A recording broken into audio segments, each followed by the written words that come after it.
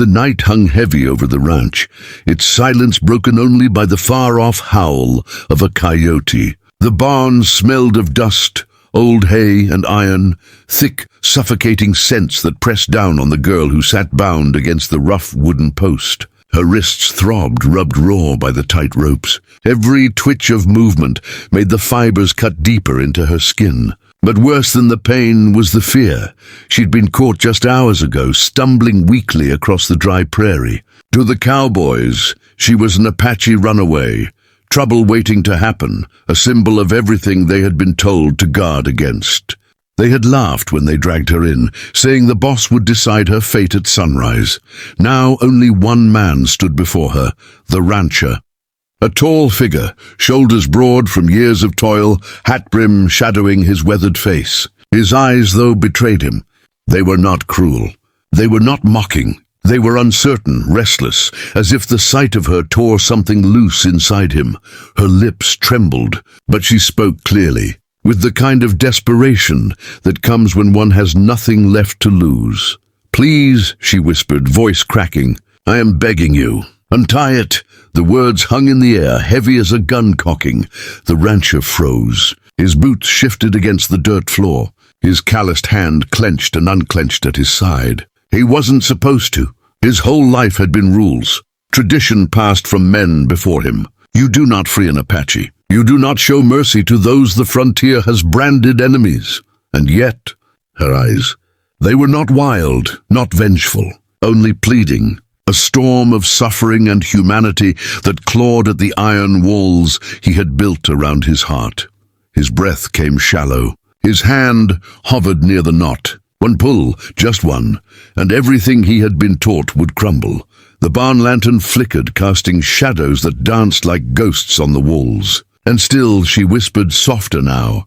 The lantern crackled, its flame twitching as if it too sensed the weight of his decision. The rancher's rough fingers brushed the knot of rope. His throat tightened.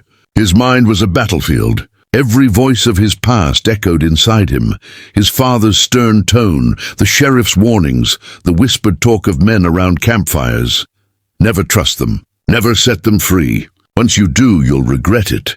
But the girl's voice pierced through the noise like a bell cutting through fog. "You think I will harm you?" she said, her words careful, accented but strong. "Look at me. Do I look like I can fight you? I have not eaten in days. I only wanted water." Her head bowed slightly, strands of black hair falling over her face. Her shoulders shook, not with anger but exhaustion. The rancher stepped back, jaw clenched, and paced 2 steps across the barn. His boots struck the wooden floor like hammer blows. He could leave. He could turn his back, shut the doors, and let the others handle her come morning. It would be simple. No risk, but simple felt wrong. He turned again, looked at her wrists, red, raw, almost bleeding. He remembered a winter long ago, when his own little sister had been tied down by fever, crying out in weakness. He had held her hand as she whispered for water. She hadn't lived through the season. His chest ached with the memory. Slowly, with a trembling breath, he stepped closer. His hand reached out. She flinched but didn't look away. The rope felt coarse beneath his calloused fingers. He tugged, hesitated, then pulled harder. The knot loosened with a reluctant sigh, strands falling slack, one wrist freed. Then the other. The girl gasped softly, pulling her arms close to her chest as though the freedom itself burned. She rubbed her raw skin, biting her lip to keep from crying out. Her eyes lifted to him, shimmering in the lantern's glow. "You broke your law," she whispered. The rancher swallowed hard. Maybe it needed breaking. Silence filled the barn, thick and dangerous. His words had weight. They could damn him if spoken in the wrong ears. But he didn't care. The girl swayed where she sat, dizzy from weakness. He grabbed an old tin cup, dipped it into the water trough and handed it to her. She stared at it as though it were treasure, then drank greedily, drops spilling down her chin. He watched, heart twisting. "You shouldn't be here," he muttered. "If the men see you loose, they will kill me," she finished for him. Her voice was steady, almost resigned. He didn't answer.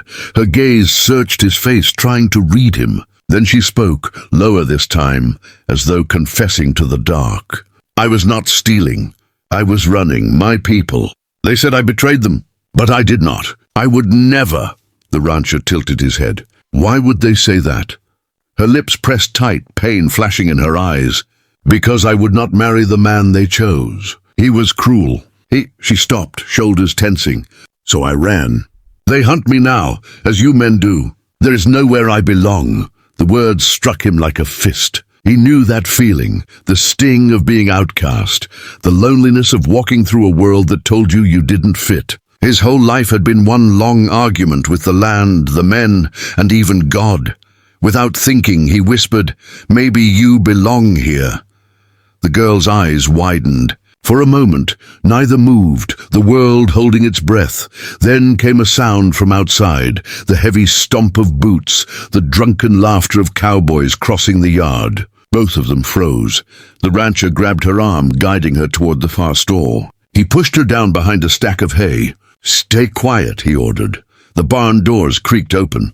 Two men staggered in, smelling of whiskey and smoke. "You sure the little Apache's still tied up?" One slurred, his words thick. "Hell yeah," the other laughed.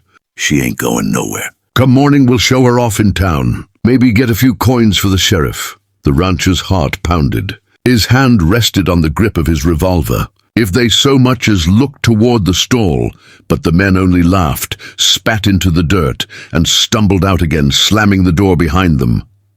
Silence fell once more. The girl exhaled shakily. Her eyes met his in the dark. "You saved me," she whispered. The rancher shook his head, jaw tight. "No, I just bought myself trouble." But deep down, he knew the truth. It was more than that. And when dawn came, trouble would ride fast and hard, because somewhere out there, her people would already be looking, and if they found her here, the rancher's act of mercy could spark a war.